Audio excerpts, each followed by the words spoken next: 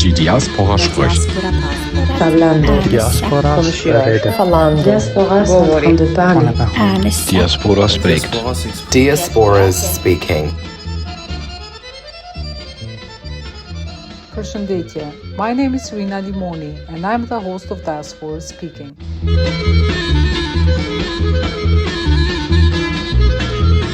In this episode, I will be joined by Dr. Eric Gordy, and together, among others, we will speak about musical movements that shaped Serbian culture and society during the 1990s. Welcome to Diaspora Speaking, Eric. Hi, glad to be here. As you might have heard, we start this conversation with three questions. Where are you originally from? Where did you grow up? And what do you do in your day-to-day? So, I was born in Seattle in the US and spent the first 18 years of my life there. A very, very ordinary middle-class life. Lived in a suburb. My father was a dentist. My mother had a furniture store. And one thing that I remember when I was in high school, we had an art history lecture, and the teacher was showing us these slides on Hagia Sophia in Istanbul, and they were all pictures that she had taken herself. And she was she was taken with how fascinating it was, and talking about her visit. And then she said, if you're ever in Istanbul, you have to be sure to visit this. And I was sitting there, I was 16 years old, thinking, a little peasant boy from Seattle, when am I ever going to go to Istanbul? And I forgot about that for years until I went to Istanbul and visited Hagia Sophia and remembered her slides in her, and thinking that I would never get out of suburban Seattle. And what is my typical day? My life is really ordinary. I do my work and my research, and when I'm not doing that, I walk my dog. I do a lot of cooking. I'm very into cooking. It's sort of very quiet and peaceful life. I organize my life trying not to be bothered so that I can think about things. I like that, organizing life not to be bothered. But when you're dealing with the Balkans, yes, I know. So, it means you need a lot of peace in other parts. Exactly. But a question that comes to mind here, since we're jumping to the Balkans, is how did you choose the Balkans?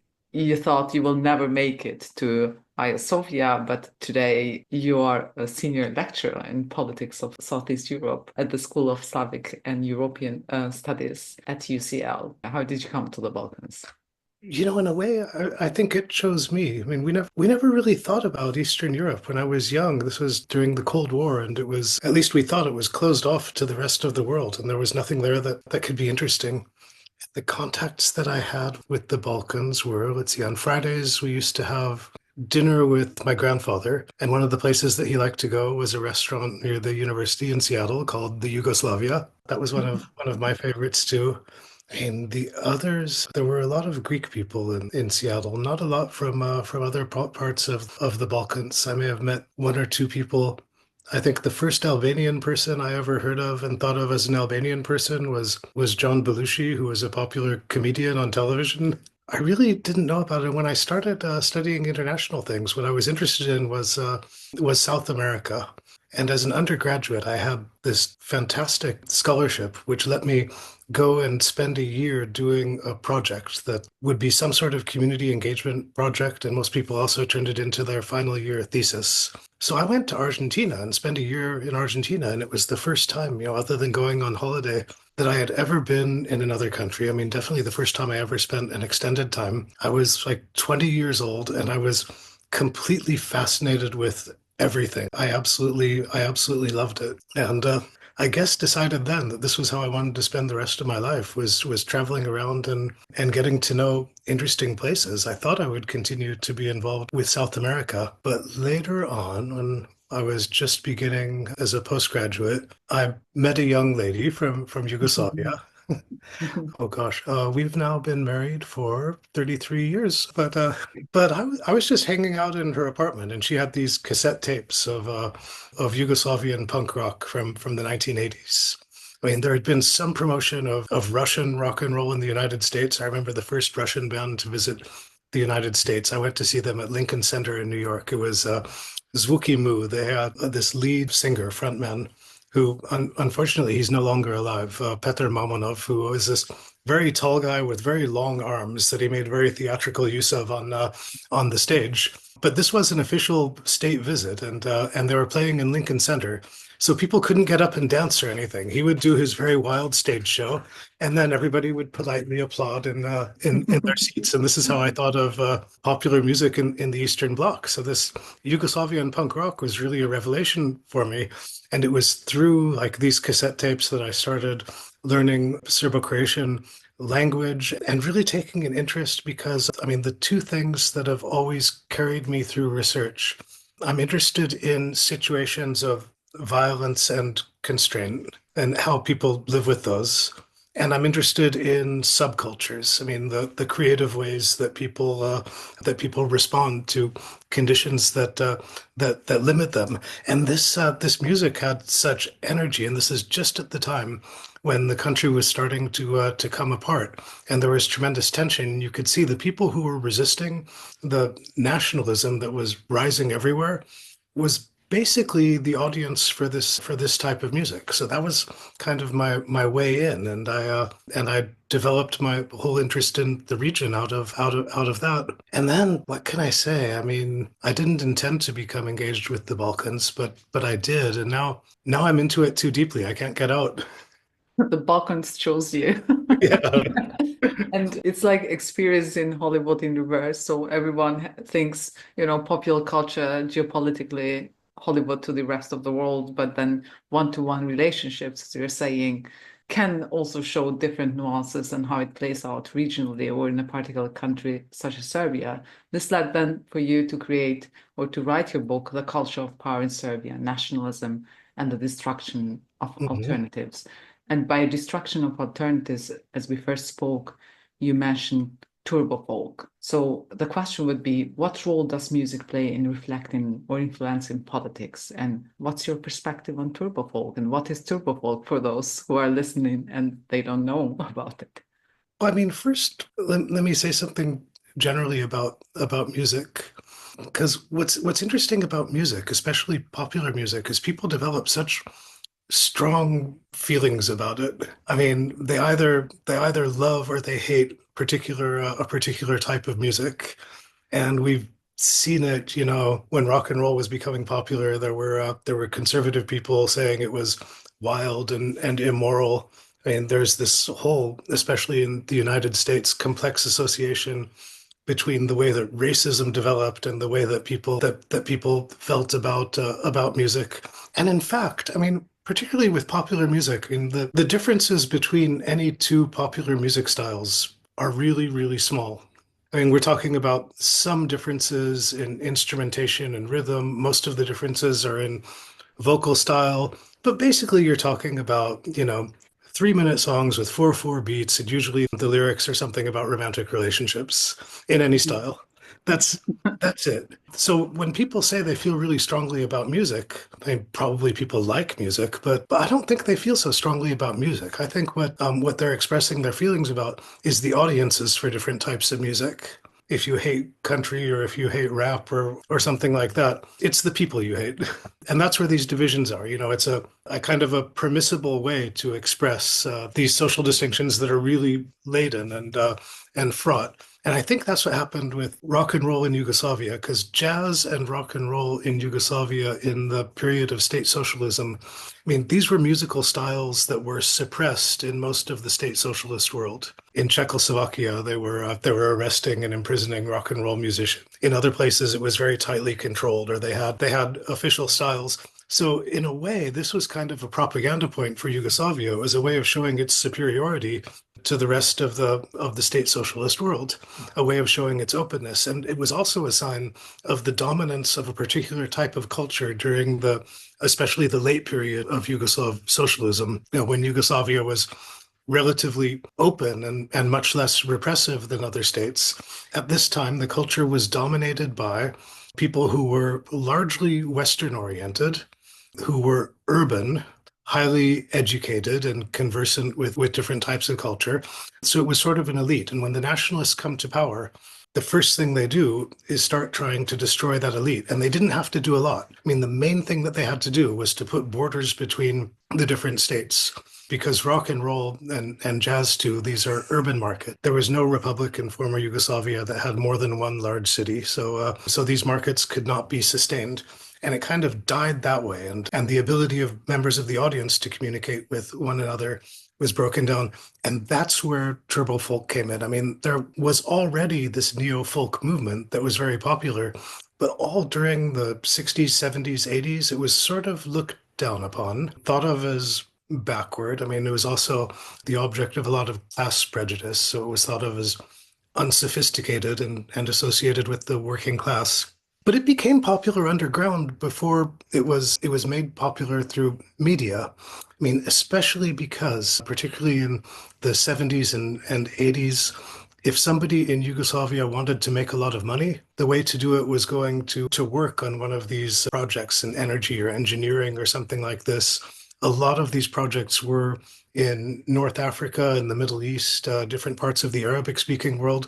So people heard the music when they were living there and working and liked it because, I mean, there's an association between, the music that comes from different parts of the Ottoman Empire and the music of the Middle East and North Africa and combined it. And especially because during this time when it was difficult to open a private business, the people who came back to Yugoslavia, having made a lot of money in Iraq or Libya or someplace like that, the businesses they would open would generally be either taxi services or coffee shops. What these businesses have in common is they're both businesses where people play music. So there was this large audience for neo-folk that didn't have so much access to media until the rock and roll market was destroyed. And that's when you have neo-folk stepping in to take up the slack. And it takes up the slack first during the time when they're trying to encourage everybody to participate in violence and hate one another. So there was this period of about 1 or 2 years when war folk was being very strongly promoted. Although you've still got some war folk artists who are strongly promoted, people like Thompson and Bayamali Ninja. But the main thing that happened was people took these neo-folk styles that had already developed and started adding electric orchestration, synthesizers, things like that. I mean, turbo folk is basically something like contemporary disco music of the 80s and 90s, with the difference being there's a little bit of a folk style in the vocals some of the time, but that only really lasts the first couple of years. Then that goes away. And sometimes the synthesizers are played in a way so that they sound a bit like an accordion. I mean, otherwise, the only thing that makes that music folk is its audience. But the audience is really important because if you went to, especially in Serbia in the 1990s, during the time of the war, turbo folk was everywhere. I mean, it was the only kind of music that you could see video spots played for in television. Every coffee shop, every bus, you couldn't go down the streets. It was all over the place.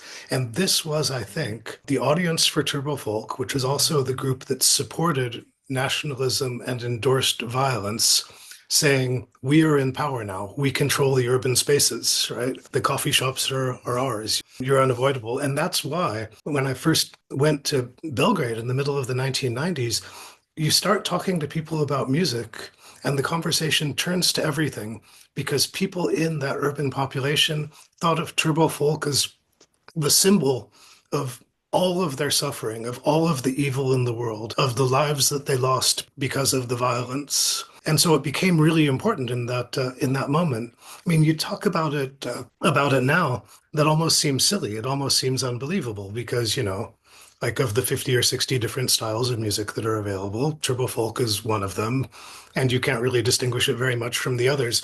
But at the time, it was invested with this enormous importance and trying to keep the rock and roll culture alive and trying to keep the punk rock spirit alive and all of that. People saw it as a kind of moral mission.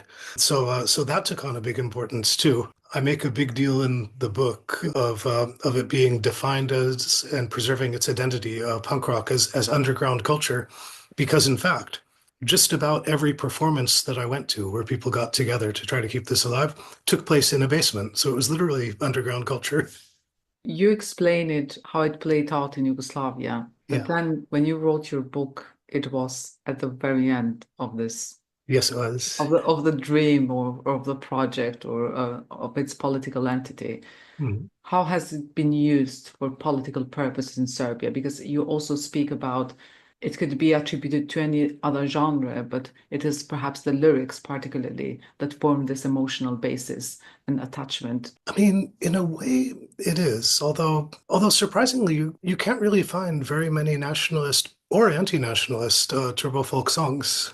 They don't really talk much about political issues at all. I mean, the war folk in the early 90s did. That was all about politics and mobilization for war and telling people what groups they ought to hate the members of and stuff like that. But the main political message of turbo folk was probably just lying to people in the sense that it was very heavy on the glamour.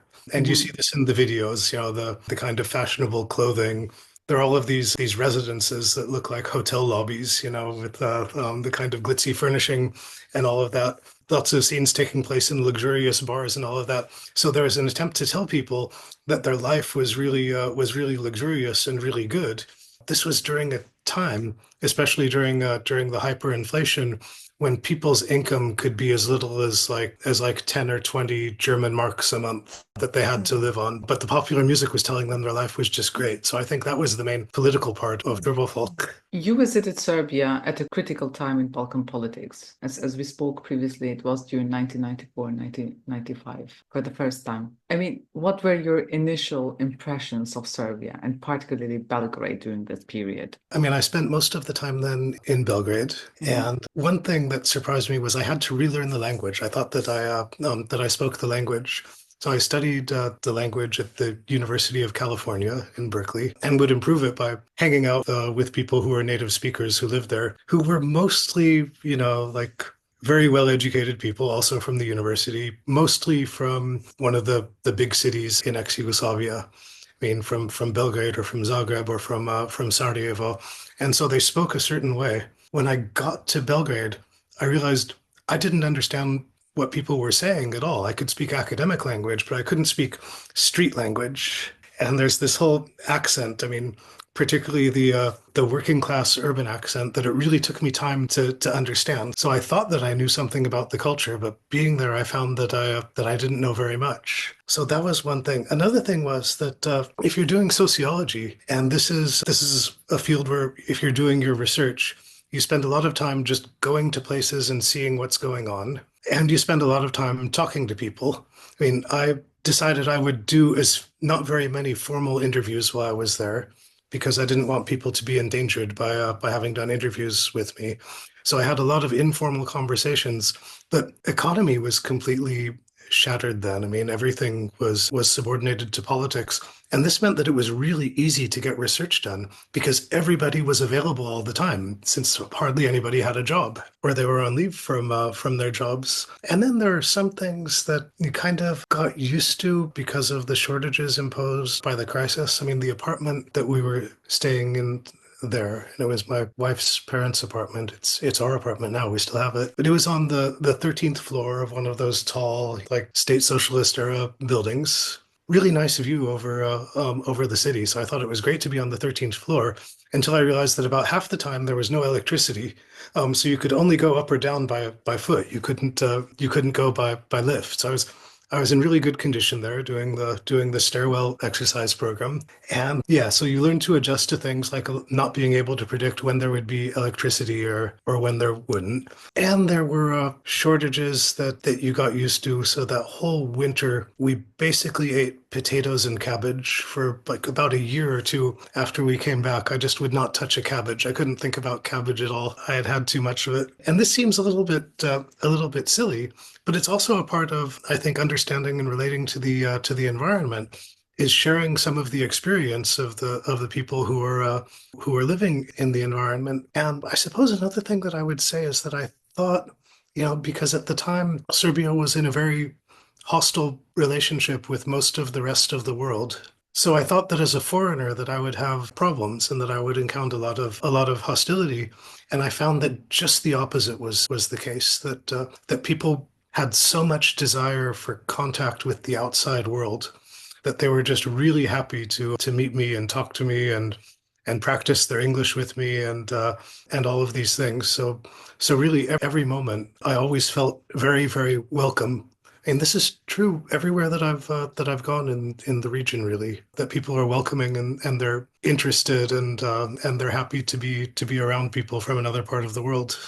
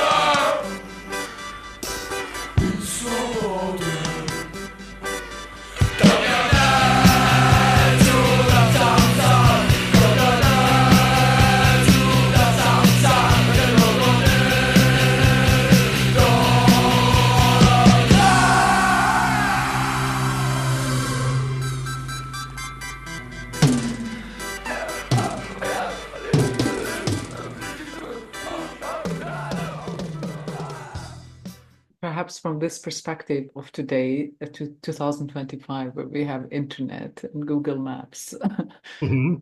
for younger generation, perhaps they cannot comprehend what it meant to go and travel in the 90s to Serbia or the Balkans, or even South America, for that matter, with a map, without Yes. having a guide that is instantly telling you where to go.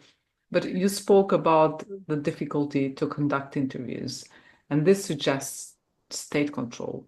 Yeah, I mean, there was a bit of that. I mean, I had an understanding, although I really never had any kind of bad experience. I know people who did have some types of bad experiences with things like police control or monitoring or not being permitted into different countries, but that never happened to me. But I knew that it could happen, so I didn't want to expose people to risk. Yes, so there is the ethical aspect when you work in research, because you understand the weight of your work and then how it plays in materially in the world or space they occupy. Yeah, well, I would say, I mean, maybe I was never inclined, but I was never allowed to feel like I was important.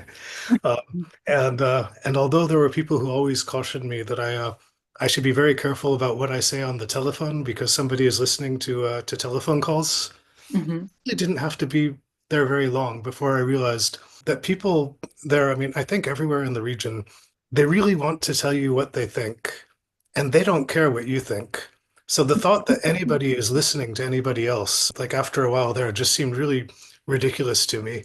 And in particular, because I was young then, the thought that anybody would listen to a young person, this was just inconceivable.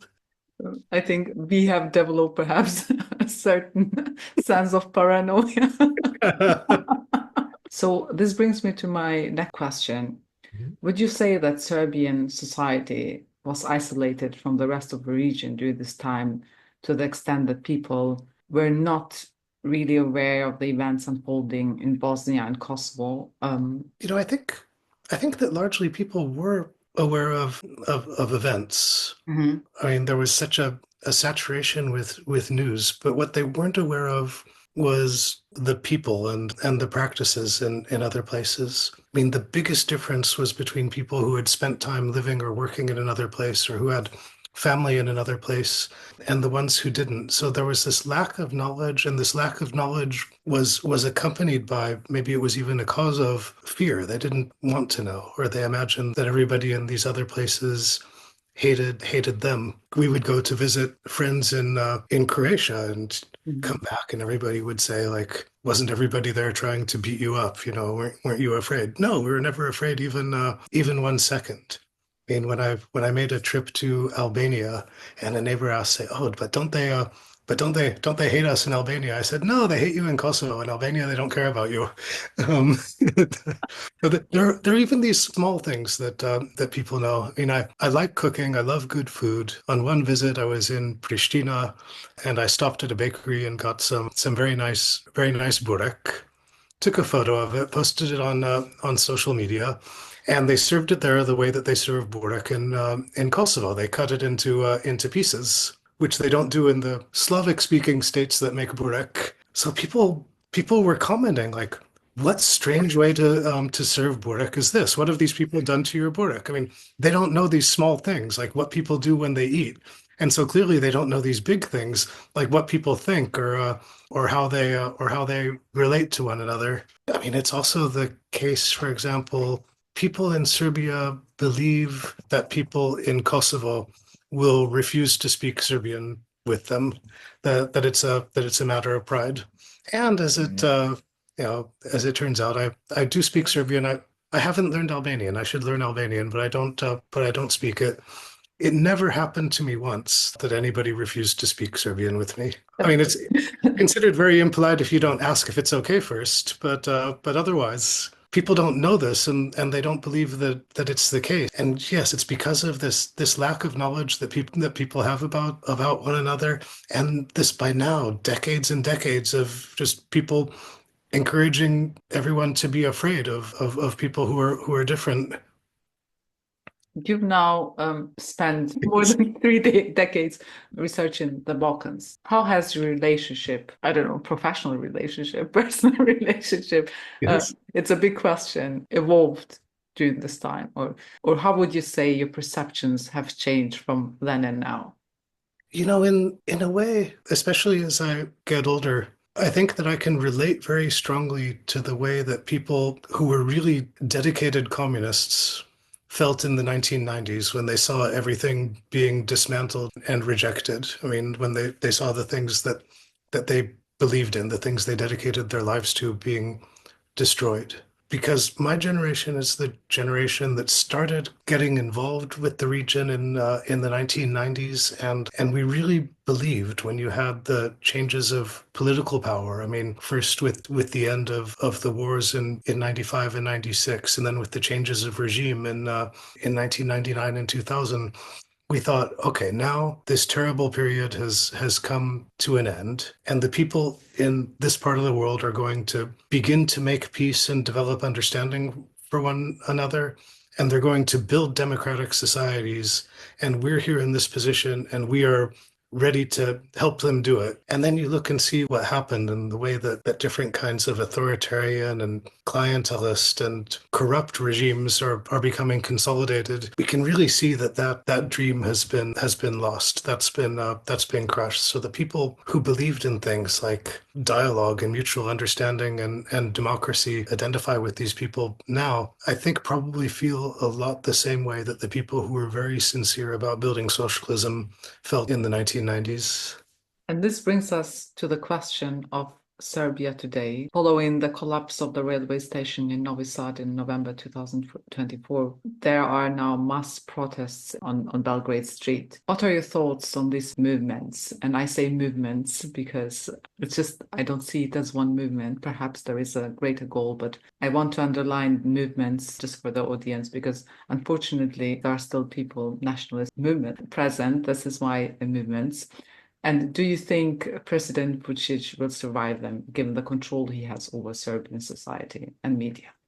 I mean, I suppose what's really impressive, and I have to say, I was not expecting this kind of sustained movement and the kind of articulation that they have, the way that they have been so smart about using the popular support that they have, because really, I mean, for years, we were saying that the younger generations have been so poisoned by nationalist education and propaganda and isolation that there was nothing to hope for from them. And then they turn out to have made the most successful protest movement that we've seen since, I mean, in more than 50 years. So I continue to be amazed by that. And one thing that I think is really clear is that they have learned from the failures of past protests. So one thing that they are not doing is they're not asking for a change in political power. change in the government, a resignation of the president, elections, or anything like that, because that's been done in protest once, and you see how it turned out. In 2000, you had these massive protests after election fraud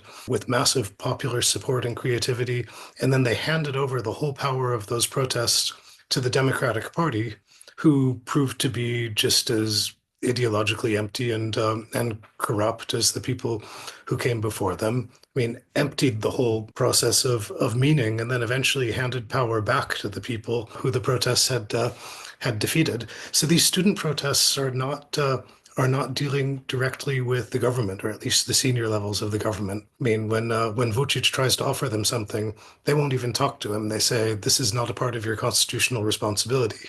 The people who can address our demands are the people who have the legal responsibility for it.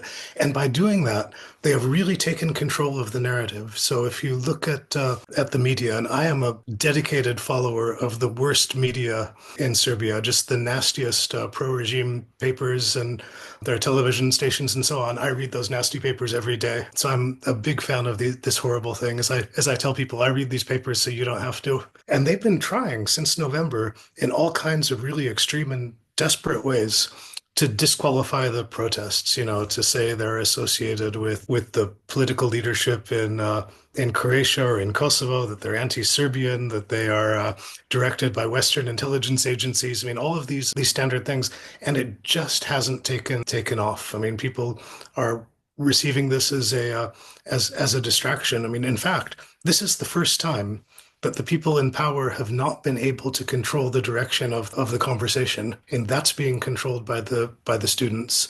And they've managed to sustain it by concentrating on, I mean, certainly the railway station disaster, but this is emblematic of the kind of problem that people face every day in their life. I mean, the fact that anything that you need to do is controlled by some kind of corrupt and clientelistic network. And in this case, it led to the death of 16 people. So you see the consequences of it.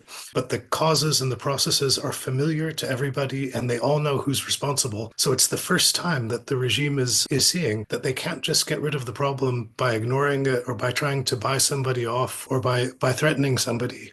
I mean, we'll see how it goes, because it was hard to imagine that it could have lasted as long as it has. I mean, none of these things can last forever. They need continued sources of energy. And it's also very hard to see what the exit will be. Either, I think, you're going to see a big wave of repression trying to eliminate the causes of the protests, but that will fail. That will keep it going on for a longer time. Or you'll see some fundamental changes. So you ask whether Vučić can survive. I mean, I expect that Vučić is in fact likely to survive. At the very least, if somebody else were to become president, it would be somebody just like him without some kind of major structural changes. But imagine Vučić being president and doing the job of president as it's described in the Constitution, which is a ceremonial job. So he could continue giving speeches, but otherwise he's going around and cutting ribbons for new bridges and hospitals and not threatening anybody's life. I mean, that would really be a victory. That would mean that there would be a government that behaves the way that the law says it ought to behave. You're speaking about a different kind of movement, as I'm understanding, something that has not happened before in Serbia. Clearly, the railway station accident was perhaps the driver, but what we are seeing is how people are responding to a structural imbalance that comes from corruption and everything that ensues after that. So my question is, you can choose not to answer, but it's just out of curiosity. Would you say the movement is vertical or it's more horizontal in nature? And that by horizontal, I mean, for the audience, that the movement in itself is not delegated particularly just from one source.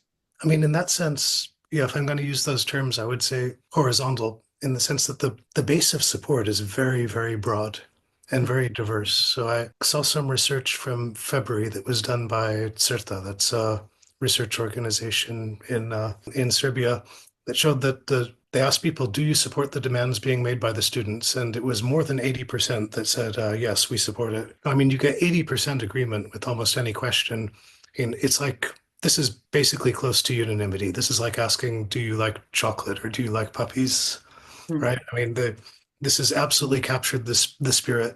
And one of the things that they've been trying to do recently, because there's been this question since the beginning of the protests, how is it going to get political articulation, and it's not going to get it through the opposition political parties because they are really, I mean, they're not capable of getting that kind of support, and they don't deserve it. So what they have begun doing in the last month or so is organizing these plenums at the local level, where people in towns and in neighborhoods begin to articulate their needs and demands, and to place them before the existing local governments. I mean, this is the kind of direct democracy that the first experiment with it was in the protests in Bosnia and Herzegovina in 2000, was it 13, 14?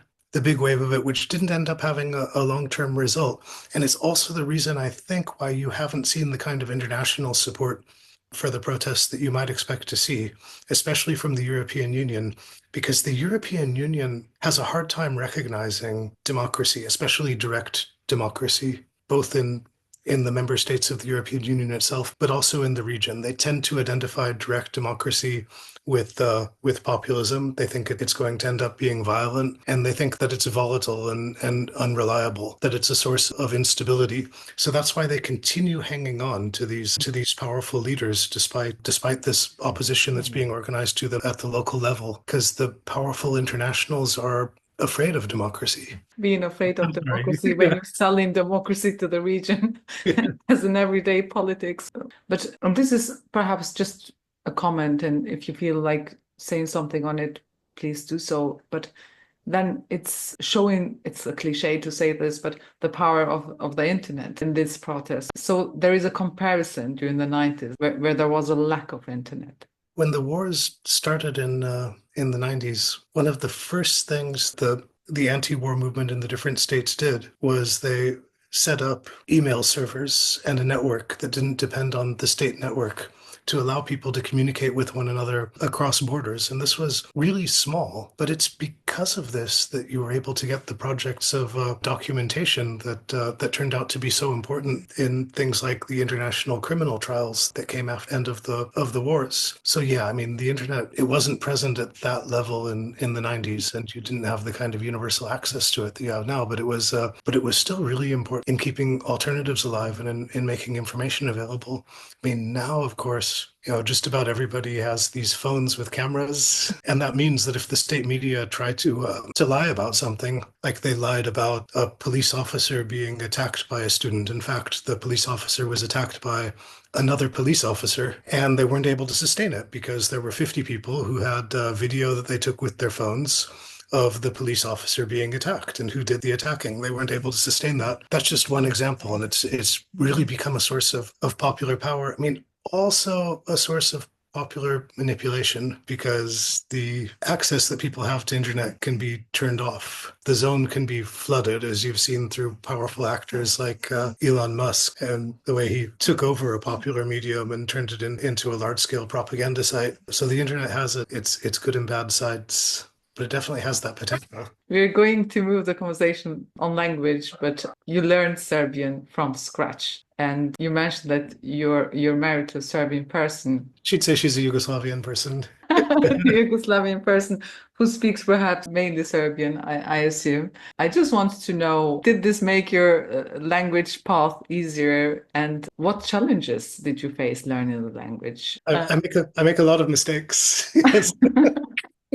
The being married to a native speaker helps in learning the language, but she's not only a native speaker, but at the time she was working as a language teacher. She was teaching English to Brazilian and Japanese students who were coming to California. And I would come and I was learning and I wanted to test out my knowledge. She'd come at the end of the day completely exhausted, and she'd say, "I've been simplifying my English all day. Don't make me simplify my Serbo-Croatian." So she wanted to speak English. Although she does let me know when I make mistakes.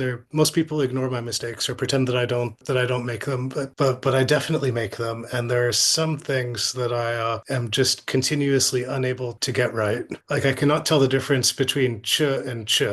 So the letter C with the symbol that looks like this and the letter C with the symbol that looks like this, just don't distinguish them at all. I am laughing because as a Kosovar who speaks the Geg dialect, yes. I cannot tell the difference between those two.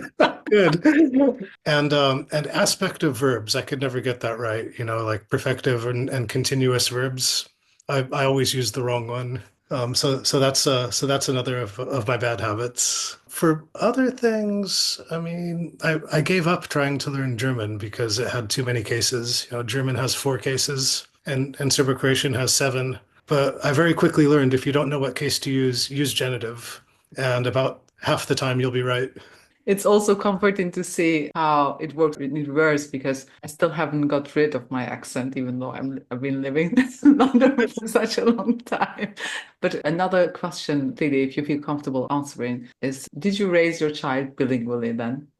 Oh God, we have been such disastrous parents. I mean, we tried before she started going to preschool and all of that, and we would read her books in Serbo-Croatian, also in Spanish and Italian, just get her used to a lot of languages. But then, I mean, we were living in Massachusetts at the time, not really a place of very open-minded people.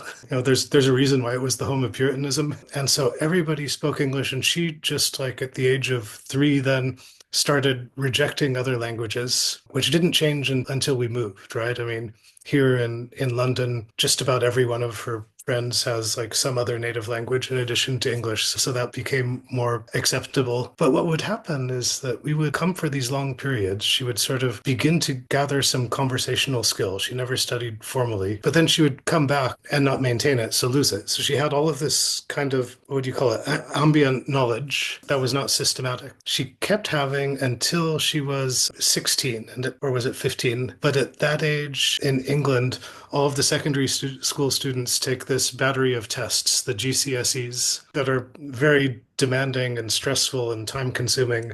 So she went through and took her tests and got a very good result. And we told her, you can have any gift that you ask for. And what she asked for, she said, I want to go on holiday without you. So we sent her to spend 2 weeks with our friends who had a house on one of the islands in Croatia. And then I was going around the region, traveling around, doing whatever, lectures, book promos, and things like that. And then went to Split, where our friends put her on the ferry, and I waited for the ferry to come. And then we would go and continue on to Zagreb and continue our summer. So we're taking this long bus ride from Split back to Zagreb. And that's when she tells me, I want to learn the language now, because I think after spending 2 weeks there, she just got sick of being the only illiterate person in the group. And as it turned out, the day after we got back from the trip, I ran into the person who used to teach Serbo-Croatian in our department in the train station. And I told her, well, Azra wants to learn the language. And she said, oh, that's great, I'll teach her. And it was absolutely amazing because, I mean, basically she knew so much, but she didn't have any system for it. So once she started taking lessons, she became fluent within like a month or two. That's amazing. Yeah, and then spent a summer there. She spent a summer in Belgrade working for the Humanitarian Law Center as a volunteer, and then finished the summer as a volunteer at the Sarajevo Film Festival, and had a wonderful time. Doesn't work with the region anymore, but she keeps traveling there and has kept the language. So this is interesting. I'm curious to always know how children are raised bilingually. So it's interesting to hear the different experiences in this regard. The question that I have not written down, it came to me in a dream. Yes. Is what is your favorite song? Because we started this conversation with music. What is one of your favorite songs from the 90s? Although I will say, when I came back from that research trip where I became like very, very heavily immersed, both in Yugoslavian punk rock and in turbo folk, there were a couple of years when I could not listen to rock and roll anymore. I was sick of it. We went back to California, and while we were looking for a place to live, we were staying with these friends. This friend of mine has this enormous jazz collection. I mean, I think I've never seen anybody with a larger collection of jazz recording. So I listened only to jazz for several years. But I'd say the song since the beginning of the protests in Serbia in November, and this isn't a song from the 90s, but the one that we keep going on repeat whenever Vučić gives one of his speeches or does his interviews on television and makes some of his insane accusations, then the song we put on is the one by Let 3 that was their entry in Eurovision, I think 3 years ago, with the chorus, Onaj mali psihopat.